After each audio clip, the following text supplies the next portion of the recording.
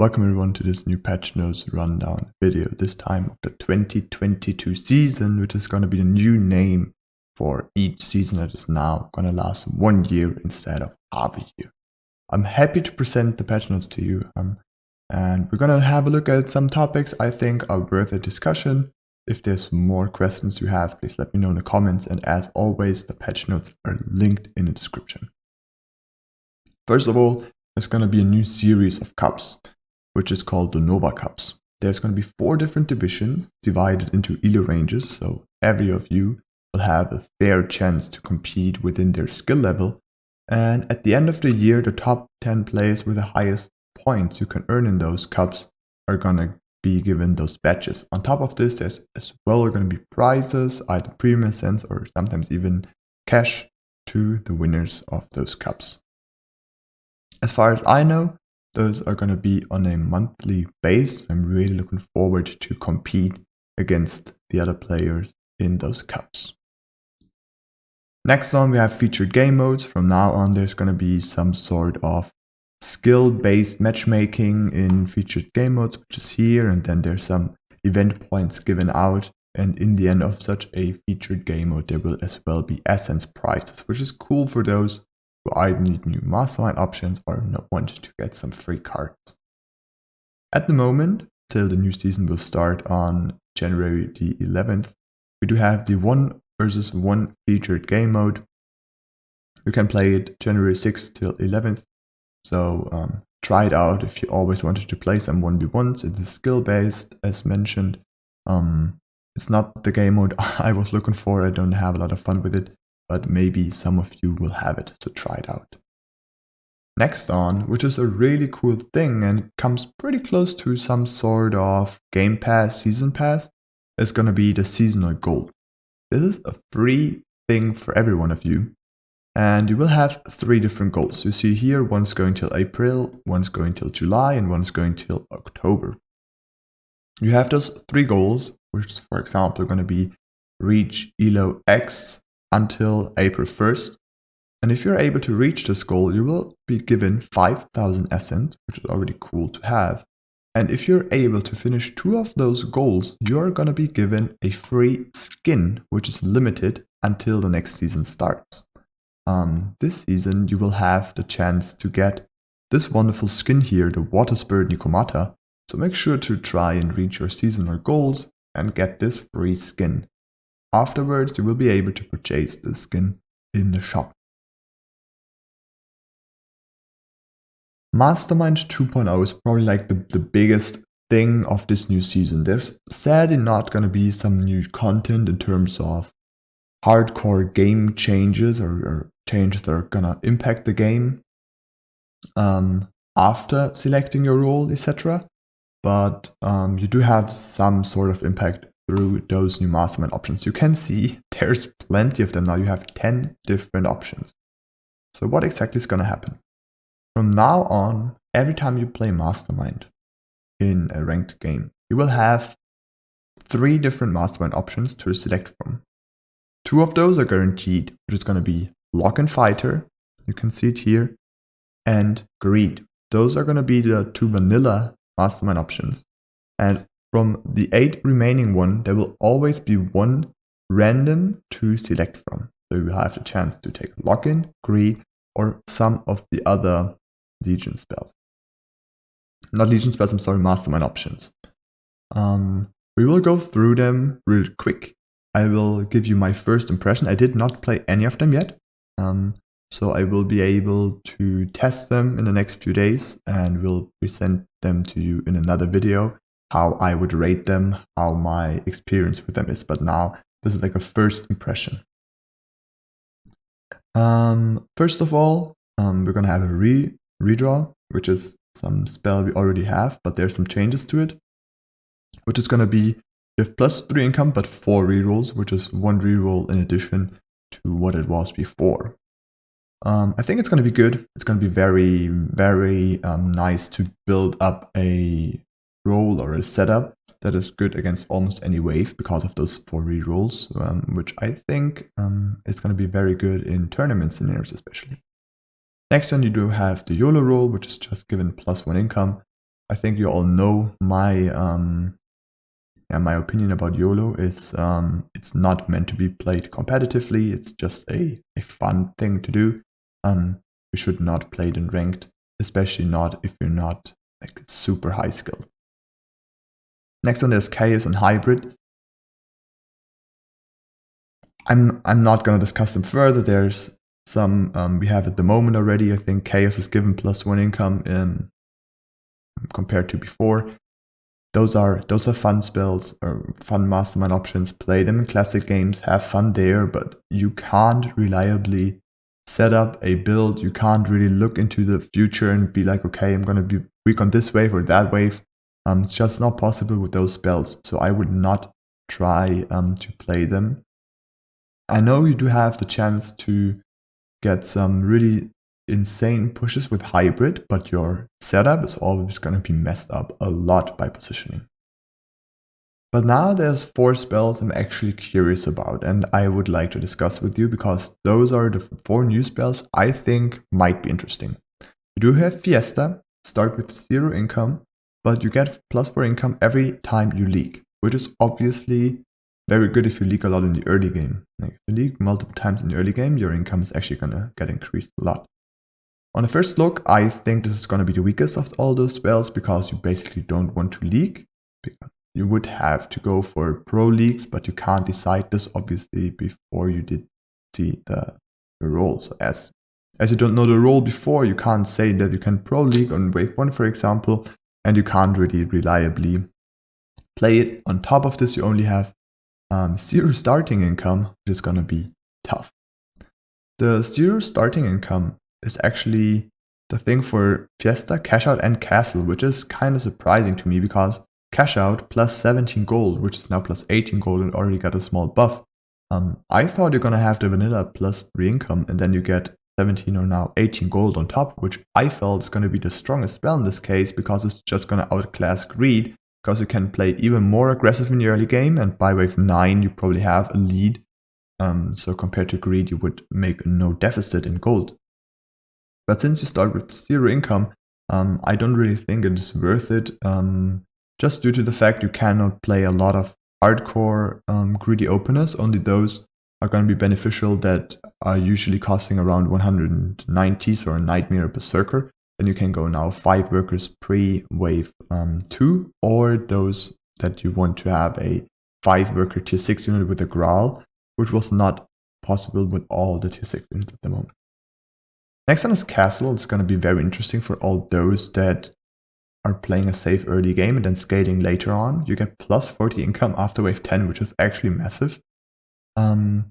In my eyes, probably one of the most interesting ones of those, especially for some players that like to starve a lot and they either succeed in the early game or they just get punished because they won't scale anymore. So this might be the right choice for all of those players. And same as Castle, very interesting is the Cartel spell.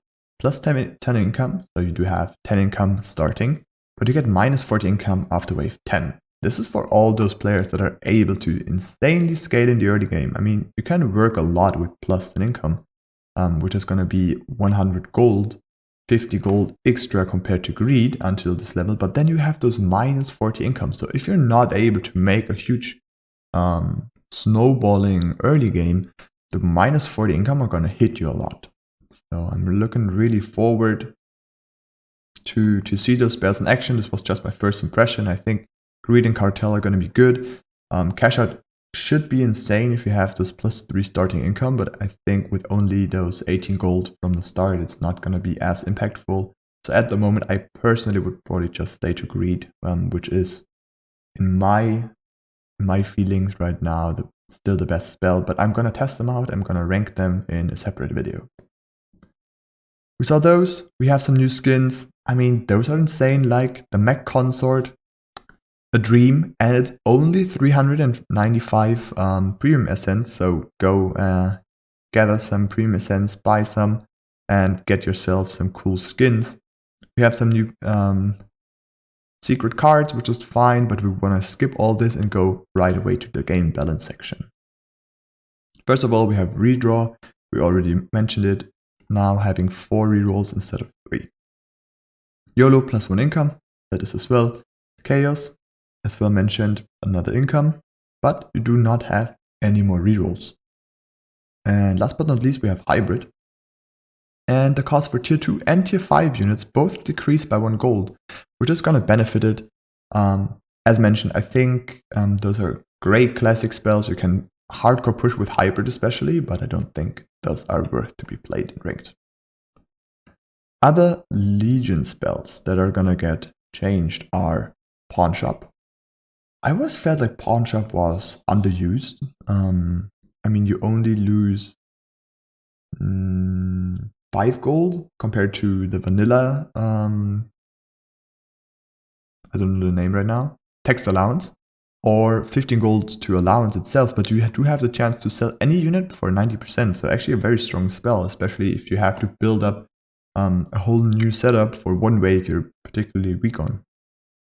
So I think those -5 gold are a fine change. I always felt this spell is very strong, to be honest. Next on, Titan getting some love, plus 50 HP. I think it's fine. Titan was probably not used too much because there's not that many units that you want Titan on. You mainly want Titan on units that already have some sort of damage reduction or some dodge like Sora, Green Devil, Avenger, and those units, maybe even Priestess because it can heal up. So those were like the main targets for a Titan. Or maybe you got long saved on 11 and you just take those extra 1.3k HP, but that was basically the usage of Titan, so I think it's fine to buff it a little. Heading towards the fighters. We do have Dark Mage getting a damage nerf. Rough to me. I think Dark Mage is only good for particular units, like those hardcore carries. You maybe want to have a Halo, maybe a Phoenix, Doppelganger, those units.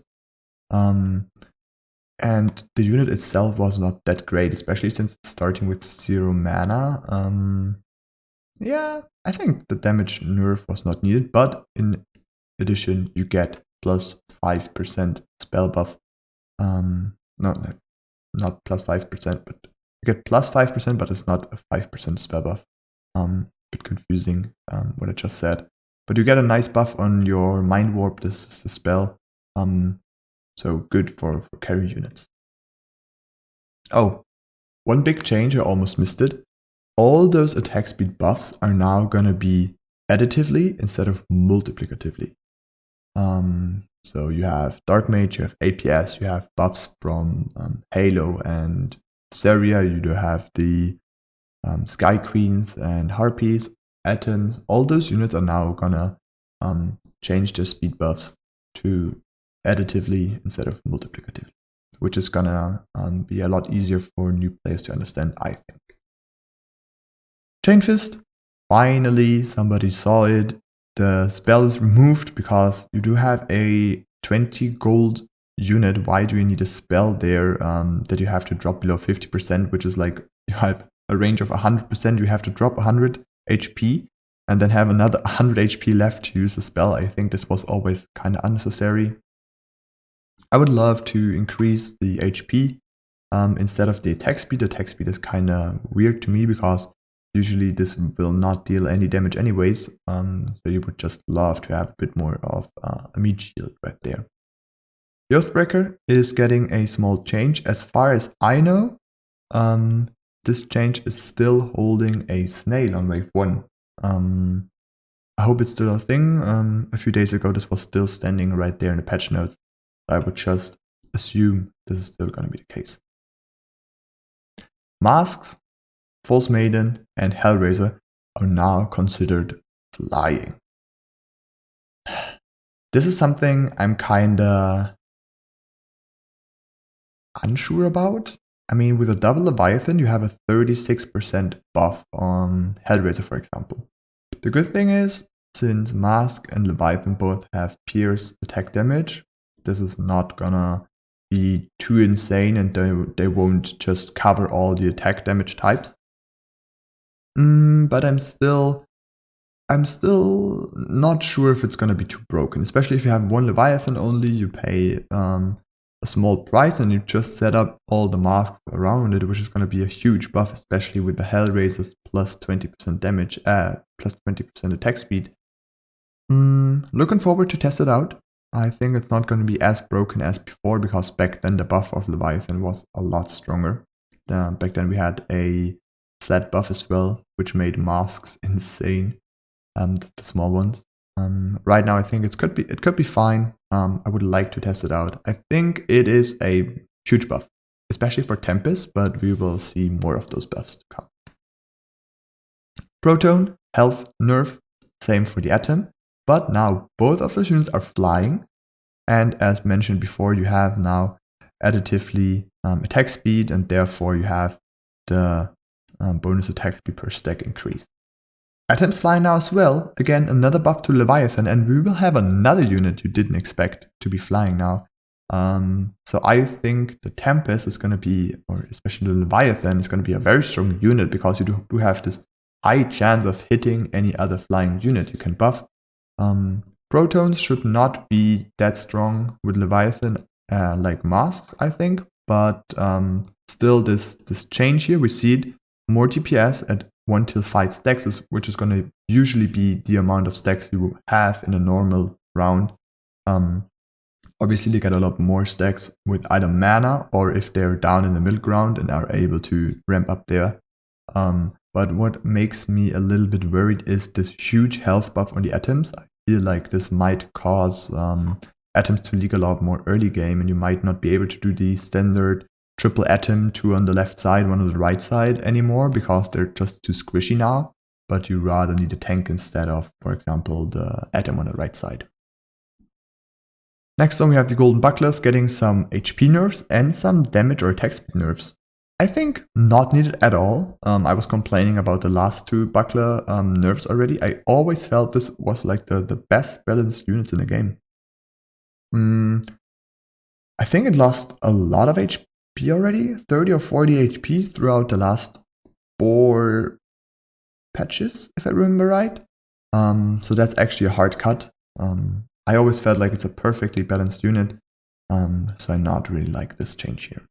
What I do like though is Vargs. They've been on the weaker side, even though I love them.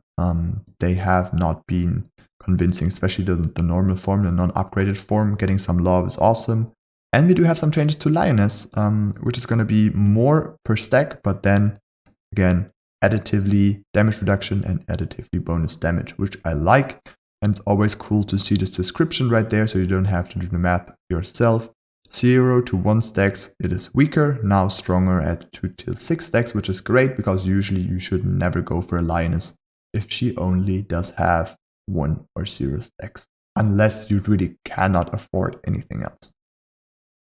Alpha Male getting some HP buffs, awesome. Mentioned Vargs are not as great as they used to be, but some more HP in the Alpha Male is just perfect buff for it. One thing I actually didn't know I needed, but it's so obvious that you do, is Infiltrator and Orchid now have more attack speed on their shurikens. Finally, this is so smart because I don't know if you do it a lot, but if you split and you have Orchids, for example, you full boost them, they will take ages to fire all the shurikens, and then the Orchid is not going to run straight up into the left side, for example, if you have the left side as your strong side, but it's actually now going to run into the split, where you don't want it, because the Orchid is actually, the later the game goes, it's a damage dealer, and you don't want it to be the tanks for the split. Especially on wave 15, the Orchids were firing all their shurikens, and by then, they were just pathing over to the smaller creeps in the split while you actually want them to hit the boss. So this was actually a huge problem, and I did always hate it because it did happen to me so often, and it felt like Orchids are such a weak unit for 15 that way. But with some attack speed or some projectile speed on the shurikens and the attack speed bonus on the Orchid, this might actually get a little bit more rid of this problem. I hope this is gonna happen. I think the projectile speed is not gonna make too much of a difference right there. It's more like killing the units faster than they can kill the Infiltrator, but the attack speed bonus should help a lot. Next on Butcher, Head Chef. I think two very strong units with the right setup, especially Avenger, Phoenix, Doppelgangers. Personally, I feel like the HP is not the problem with them, maybe more the health regeneration, especially on the Avenger. Maybe you should reduce spell damage, like the spell vamp gain on the head chef, which would make more sense in my eyes, but a nerf was needed. So at least there were nerfs. I think you should nerf the HP and spell vamp. I like the HP gain and spell vamp. I don't know if you ever wondered, but I saw those messages 1,000 times in Discord if Honeyflower and Deathcaps do work with APS. And no, they never did before, because they were ticking 1 second, they were dealing their damage. Each second, 1 tick, dealing the damage once. Now what's going to change is this is no more a passive tick, but this is actually splash damage, as you might know from other units, for example, the Holy Avenger. So based on the attack speed of the Flower or Deathcap, this splash damage is now going to be dealt to all the units surrounding it. And you can now buff it with APS, MPS, which is actually quite fun. So you could have those insane splash honeyflowers with some nice APS buffs. I think the unit is still not good. It's not going to fit in the meta. But it's fun to have some APS honeyflowers now. At least that's what I think. APS, MPS, both getting more attack speed. And now, again, we had it before. The attack speed buff is going to change how it's going to impact on all the units. Holy Avenger and Sovereign. We have some small attack speed nerfs. Fine, the unit is still way too broken, especially with Butcher. And due to the attack speed ramp up changes, this is now a little bit more. So now you do have a little bit less DPS for the very beginning, and then a little bit more for all the other stacks. This is overall not really a nerf, just for the very beginning. So it's maybe an early game nerf, maybe a little bit of an early game nerf. I can't really say yet, but overall it's more or less gonna stay the same, maybe even a little buff, which is not that great, but I think the data will show that the unit is still very strong. RP, Skyqueen. We have some changes in damage and attack speed, which is mainly at the Skyqueen going to affect the wave 3, which is no longer perfectly two-shotting wave 3. So I think the times of Skyqueen as an opener are gone, especially when you want to build a Skyqueen at wave 1, because wave 3 is just going to be too much of a struggle. But what I love, what I really love, is due to the attack speed changes, especially Harpies are now stronger at 1 till 8 stacks. And to be honest, I think without having Steeds, Harpies never had more than 8 stacks. So this is already a buff for Harpies. And Skyqueens have more DPS at 0 till 11 stacks. And only when having 12 to 15 stacks is a little bit weaker, which is great because most of the times you're going to be in this stack range.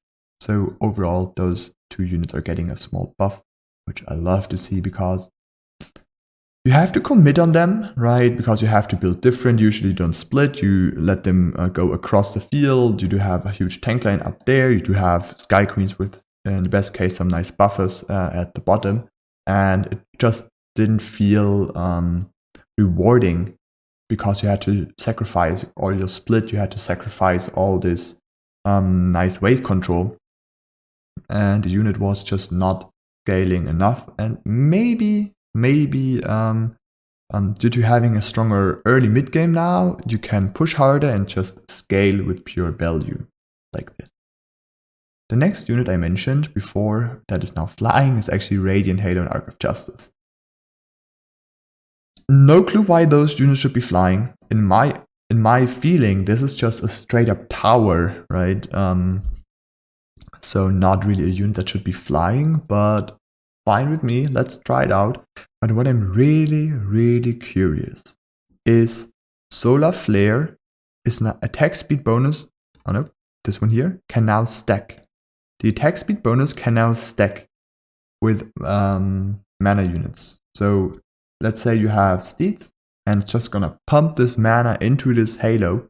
It can reach insane amounts of attack speed. I tested before. If you have like a lot of Pegasus, for example, you can reach some easy 4 attacks per second just due to the fact that you have some Steed, some Pegasus, and if you now have APS, MPS, Dark Mage, all those units, this is gonna be an insane buff. So ramp up damage is real, especially with those mana units, but obviously you don't want to build that many Pegasus only for one Arc of Justice, because the unit itself, the Pegasus, is very weak stats-wise. So it's a very interesting mechanic. I kind of always felt like this would be fun to see this deck. I'm worried on one side, and I also feel like nobody's been able to abuse this unless they're like very far ahead in value, and then 2021 is just going to be wrecked. So this is going to be a late game monster, yes, with mana users, but otherwise it's just going to be a fun thing to do, I think, and I hope. Actually, the same is happening to Priestess. Attack speed buff now additive, and the passive can now stack, which is a lot more interesting, because if you stack those heals, maybe she can actually tank a lot of creeps in the late game as well. I didn't do testing with Azaria, but I will do in the future. And if there's anything broken, I will actually let you know, because then I would like to get Priestess nerfed, because I'm not a big fan of Priestess, especially not in ranked, because it's just hit or miss, and I don't have a lot of fun with this. Last but not least, in the unit section, we have Berserker and Fatalizer, now going more towards this Berserker mode, as you might know from Hollywood films, from Nordic myths. You do have HP nerfs on both of those units, you have damage nerfs, but the attack speed is gonna go up a lot, 2 attacks per second, and this is why the ramp up damage is obviously gonna go down. But overall, you're now a lot more likely to just ramp up to insane numbers and just kill those bigger creeps. I'm looking forward to see wave 6 getting shredded by a Berserker. I'm looking forward to see this wave 13 getting busted, and especially with an APS, a Dark Mage, those are gonna have a nice effect on the Berserker and the Fatalizer. Really looking forward to see some nice Berserkers going nuts. Last but not least, we do have the Snail, the only mercenary that's actually gonna change, which is interesting. I think we never had a patch, a new season's patch with only one mercenary getting changed. Plus 10 HP, plus some attack speed. If I can trust the data on the Discord, this is not gonna have effect on any of the 5 worker openers that did leak before to a Snail. They're still all gonna leak around the same amount.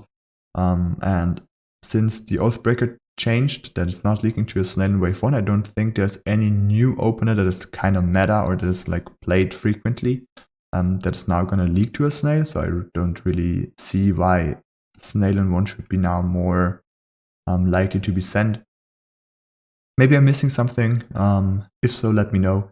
I hope you enjoyed this rundown. I'm gonna go into more depth about the Mastermind options. Let me know your opinion about the patch. I think overall it's really cool. The most balanced changes make a lot of sense to me. The only thing I am kind of curious is Mastermind options. They don't feel as competitive as the old ones to me right now, and some of the flying changes. I'm a bit curious if those are not gonna make Leviathan too broken. Have a lot of fun in ranked. See you next time.